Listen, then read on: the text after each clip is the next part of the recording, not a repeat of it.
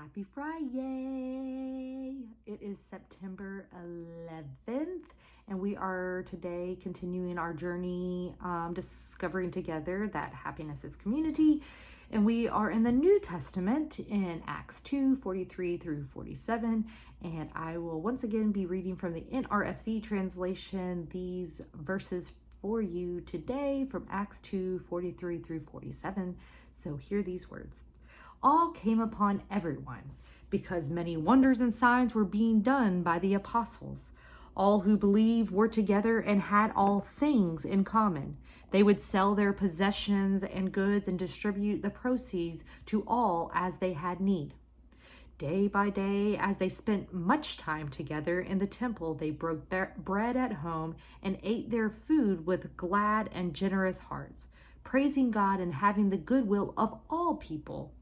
And day by day, the Lord added to their number those who were being saved.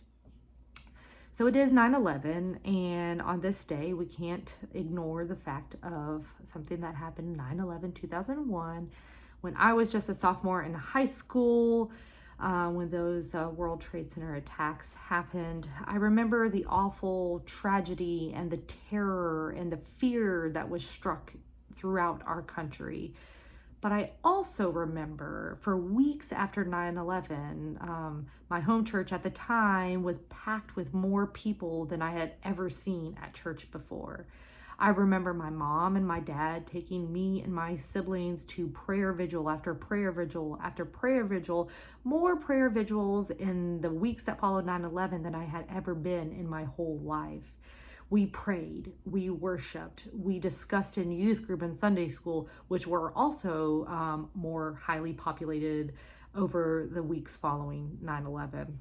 I remember this going on and really having a sense of togetherness, of community, of being concerned with more than just my small corner of the world, that we were connected to something far greater than just us or me.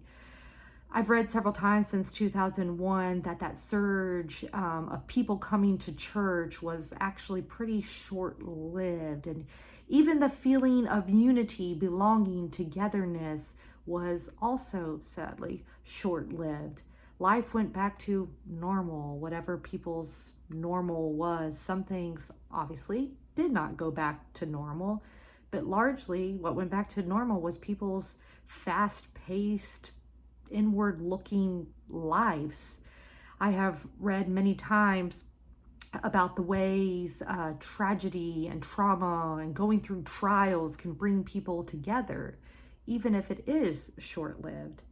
That is when we really, really need and lean on community. Those are the kind of times that we recognize that we are not alone, that we don't want to be alone, that there is strength in numbers, and there is protection in community. But you know what makes me a little unsettled and a little sad of heart is to know that most people don't feel that same strong sense of togetherness, of needing community, of wanting to cultivate close relationships when all is just going pretty well.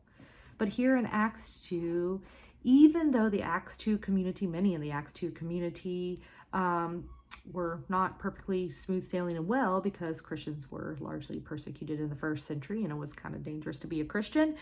But here in Acts 2 is an example of that community is more than just there for the difficult, distressing, disappointing, disastrous times in our lives.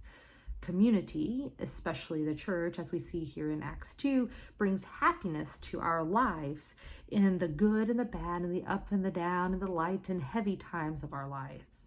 First century people didn't have lives of luxury by any means, and they certainly had their days of terror and injustice, but largely people were drawn to the Acts 2 church because of the joy that was shared, the happiness that was known, their happiness that was contagious.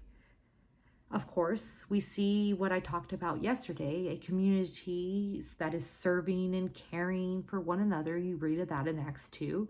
And when we care for others as much as we care and tend to ourselves, it's a win-win situation for everyone. I am happy, and others are happy.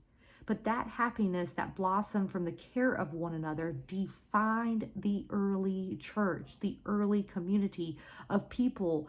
And people were drawn to this happy community, not because of any tragedy or trauma or trials. Of course, this community would be there for all through all of that they went through, but there was unity, there was happiness, there was togetherness, there's a sense of belonging among some of the most unlikely people: Jews, Gentiles, Samaritans, Romans, poor, rich, educated, uneducated, white collar, blue collar, and all these were drawn to the community to be together.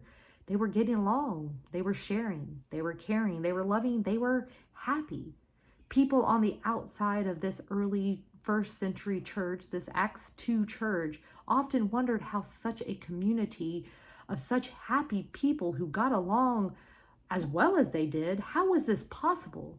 Well, that goes back to my very first week's lessons on happiness. God.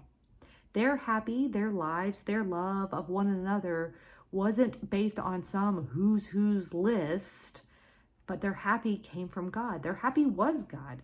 And through God, they were brought together and able to know the fullness of life with one another. Community is there for us when times are good and when times are not so good and when times are very, very bad. But don't wait for the bad. Don't wait for the tragedy to strike or the trials to come or the testing to begin. Happiness awaits you in community now, right now. So, no happiness, no community. Breathe in happiness is God, happiness is community. I'll see you tomorrow.